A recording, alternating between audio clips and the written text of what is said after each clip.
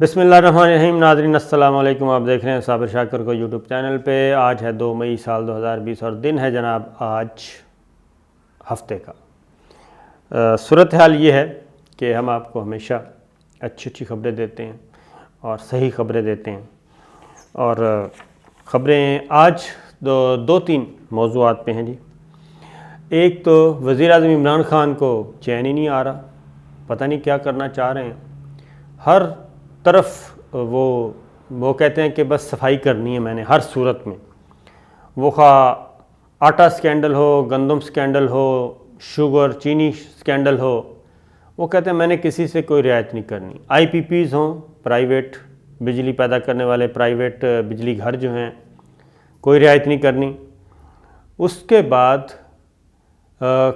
ایک اور ایشو آیا، اس پہ بھی انہوں نے کہا کہ جناب میں نے کوئی بات نہیں سننی، میرا جو موٹو ہے وہ کرپشن پہ، مال بنانے پہ، حرام خوری پہ، اس پہ میری زیرو ٹالرنس ہے۔ اب وہ ایک اور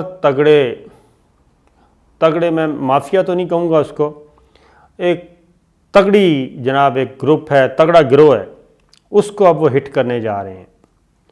وہ ہے سول بیوروکریسی، نوکرشاہی جسے کہتے ہیں، سرکاری ملازمین۔ ان میں وہ جی وسیع پیمانے پر بھل صفائی کرنے جا رہے ہیں، تگڑی قسم کی بھل صفائی، اور اس میں درجنوں نہیں، بیسیوں نہیں، سینکڑوں، بلکہ سینکڑوں ظاہر ہے، ہزار سے اوپر ہو تو ہزاروں وہ صفائی کرنے جا رہے ہیں۔ اور انہوں نے یہ باقاعدہ طور پہ حکم نامہ صادر کر دیا ہے وزیر اعظم آفس کی طرف سے، تمام ڈویژنوں کو، تمام محکموں کو، تمام وزارتوں کو، تمام آٹونومس باڈیز کو، سیمی گورنمنٹس کو، تمام اداروں کو چٹھی جا چکی ہے کہ جناب جن کی 20 سال سروس پوری ہو گئی ہے، ملازمین اور سول بیوروکریسی کی بات کر رہا ہوں، وہ ملازمین جن کی 20 سال پوری ہو گئی ہے سروس، 20 سال کے بعد ان کی جو کارکردگی شیٹس ہیں، ان کی جو پرسنل فائلز ہیں، ان کو جانچا جائے، دیکھا جائے، اور جن کے بارے میں، جن کی پرسنل فائلز میں ان کی کوتاہی، ان کی غلطیاں، ان کی 2 نمبریاں، ان کی سستی، اور ان کے بارے میں، ان کے رویوں کے بارے میں، ان کی ورکنگ کے بارے میں، جن کی فائلوں میں وہ ایک نوٹ موجود ہے، ایڈورس ریمارکس موجود ہیں، ان سب کو فارغ کر دیا جائے۔ بالکل جی، ان سب کو وہ فارغ کرنے جا رہے ہیں، اور اس سلسلے میں ایک بورڈ تشکیل دیا جائے گا، اور تمام یہ کافی کچھ اس بارے میں ہو چکا ہے، یہ پروسیس مکمل ہو چکا ہے، اب عمل درآمد کا وقت شروع ہو چکا ہے، میں یہ آپ کو بتا رہا ہوں۔ اور اس میں جناب 20 سال نوکری کرنے والے جی، ان کو قبل از وقت ریٹائر کر دیا جائے گا، یعنی کہ کوئی وہ نہیں ہے کہ ان کو شو کاز نوٹس دیا جائے گا پھر جواب آئے گا، نہیں، یہ سارا پروسیس ختم، رولز بن چکے ہیں، سب کچھ ہو گیا ہے، اپروو ہو گیا ہے۔ اب ایک ایز پر پالیسی جو لوگ 20 سال پوری کر چکے ہیں، اور 20 کرائٹیریا میں جی 20 کیا کہنا چاہیے، 20 علامات کہہ لیں جی، وہ رکھی ہوئی ہیں کرائٹیریاز میں، 20 کرائٹیریاز بنائے گئے ہیں۔ ان 20 کی زد میں جو آئے گا، ان میں ان کی ورکنگ دیکھی جائے گی، ان کی کارکردگی دیکھی جائے گی، ان کی شہرت دیکھی جائے گی، ان کے کیا کہنا چاہیے بیہیویئر دیکھا جائے گا، اور ان کی اہلیت دیکھی جائے گی۔ یہ اس میں جو آئے گا ان کو فارغ کر دیا جائے گا۔ ایک اس کے لیے جی بورڈ بنے گا، اور اس بورڈ کے چیئرمین ہوں گے فیڈرل پبلک سروس کمیشن کے چیئرمین، وہ اس بورڈ کے سربراہ ہوں گے، کابینہ ڈویژن کے سیکرٹری ہوں گے، اسٹیبلشمنٹ کے سیکرٹری ہوں گے، لا ڈویژن کے سیکرٹری ہوں گے، اور دیگر متعلقہ حکام موجود ہوں گے۔ اس بورڈ میں یہ سارے معاملات جائیں گے، اور ان کا جناب کام تمام کر دیا جائے گا۔ یہ آج سے پہلے کبھی بھی نہیں ہوا، کیونکہ پہلے یہ رولز تھے کہ جناب پہلے آپ شو کاز نوٹس دیں گے، پھر اس کا جواب آئے گا۔ اب انہوں نے شارٹ کٹ فیصلہ کیا ہے، شارٹ کٹ مارنے کا، اور شارٹ کٹ یہ ہے کہ اپروو ہو گئی ہے پالیسی گورنمنٹ آف پاکستان کی طرف سے، اور اس میں 20 سال جن کی سروس پوری ہو گئی ہے، خواہ وہ کسی بھی گروپ سے ہیں، خواہ وہ پی ایس پی ہیں، خواہ وہ ڈی ایم جی ہے، خواہ وہ کسٹمز ہیں، خواہ وہ انکم ٹیکس ہے، خواہ وہ پوسٹل سروس ہے، خواہ وہ ریلوے ہے، کوئی بھی ہے، خواہ وہ سیکریٹریٹ سروس کے لوگ ہیں۔ اس کے علاوہ جو آٹونومس باڈیز ہوتی ہیں، جو گورنمنٹ اور سیمی گورنمنٹ ہوتی ہیں، جو سب ڈپارٹمنٹس ہوتے ہیں، کہیں بھی خواہ ان کی ڈائریکٹ ریکروٹمنٹ ہوئی ہے، ان سب کو جناب وہ سب اس کی زد میں آنے والے ہیں 20 سال سروس، وہ خواہ کسی بھی اسکیل میں ہیں۔ تو یہ میں نے آپ سے ایک بڑی خبر تھی شیئر کرنی تھی، وہ ہیں کرونا وائرس سے متعلق۔ یعنی آپ کو یہ تو معلوم ہی ہے کہ پریزیڈنٹ ٹرمپ مسلسل یہ اٹیک کر رہے ہیں کہ یہ سب کچھ جناب چائنا کا کیا دھرا ہے۔ تو پریزیڈنٹ ٹرمپ نے کو کچھ لوگوں نے سمجھایا کہ آپ یہ کام اس طرح نہ کریں بغیر ثبوت کے۔ انہوں نے انٹیلیجنس ایجنسیز کو یہ ٹاسک دیا، اور انہوں نے کہا کہ یہ پتہ چلایا جائے کہ یہ کرونا کیا ہے، اور اس میں چین کا عمل دخل کتنا ہے، کیا یہ مین میڈ ہے، کسی لیب میں تیار ہوا ہے، دانستہ پھیلایا گیا ہے۔ اور وہ کہتے بھی رہے ہیں کہ یہ مجھے ہرانے کے لیے سب کچھ کیا ہے چائنا نے، کیونکہ وہ میری جو تجارتی پالیسی ہے، اکنامک پالیسی ہے، وہ ڈیفرنٹ ہے، اور جو بائیڈن کی ہے وہ چائنا کو سپورٹ کرتی ہے۔ مجھے اگلے الیکشن میں ہرانے کے لیے یہ سارا ڈرامہ کیا گیا ہے اور یہ مسلط کیا گیا ہے۔ تو یہ انہوں نے کہا کہ یہ سارا ڈرامہ کیا گیا۔ خیر، انہوں نے انٹیلیجنس ایجنسیز کو ٹاسک دیا۔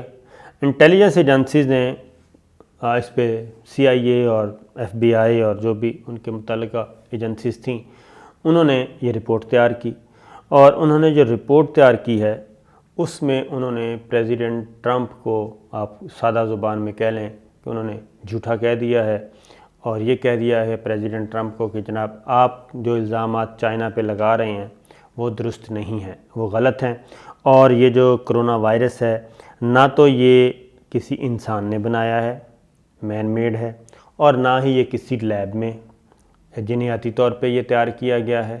یہ ایک وبا ہے، وبائی مرض ہے، اور قدرت کی طرف سے یہ ایک بیماری آئی ہے۔ اس کے علاوہ اس میں کوئی حقیقت نہیں۔ انہوں نے یہ بھی کہا ہے کہ پریزیڈنٹ ٹرمپ سے کہ آپ یہ اپنا موقف چھوڑ دیں، اب یہ بات نہ کیا کریں، کیونکہ اس سے امبیرسمنٹ ہوگی اور جگ ہنسائی ہوتی ہے، اور اس سے چائنا کو ہی الٹیمیٹ فائدہ پہنچتا ہے، جو امریکہ کے مخالف ممالک ہیں انہی کو فائدہ پہنچ رہا ہے کہ یہ حماقتوں پہ مبنی گفتگو ہے ساری۔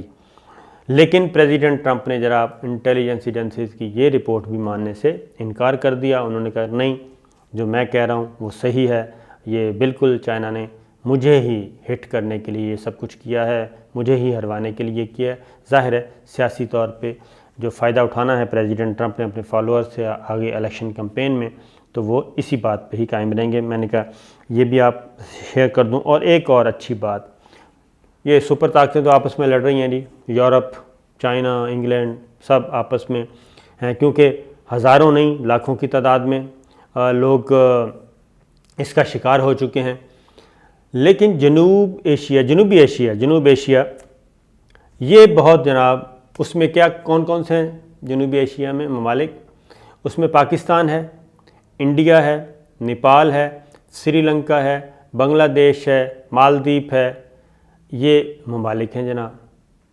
اور ان ممالک میں کیا ہوا؟ ان ممالک میں جنوبی ایشیا میں 1.5 ارب کی یہ آبادی ہے، اور 1.5 ارب کی آبادی میں صرف اور صرف جو متاثر ہوئے ہیں وہ ہیں 31,000 ٹوٹل۔